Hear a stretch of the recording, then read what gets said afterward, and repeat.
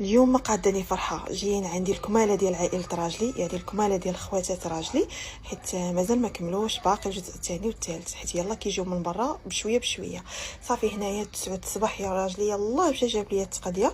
هنا كانوا جايين عندي يعني للعشاء ان شاء الله، ومن بعد غيبقاو معايا.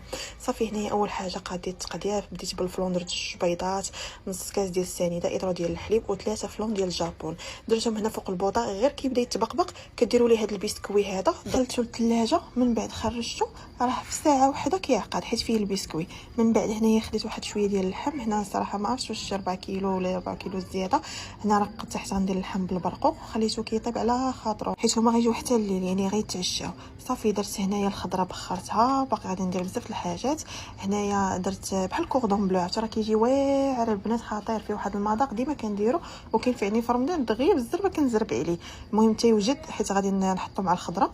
صافي من بعد هنايا رطبت وجهي مع النهار كامل وانايا في الصهودات وفي الحراره، الوجه حسيت به يعني بحال حرش ليا شويه، حيت انا كيحرش ليا في السخون. صافي اختي حتى نسلم عليك، شي حد يسلم عليك وجه ديالك رطب، ماشي تقرصي. هاد لا كريم ديال اكلادير من البنات، تخيلوا معايا 4 ايام 50 الوجه ديالك كيبقى رطب، ديري غير مره واحده. اما هاد كونتور دي زيو عرفتي راه خطير، كنحس بواحد الراحه وانا كندير المساج العينيه، كيلقى الانتفاخ ديال العينين ولي سيرن والتجاعيد.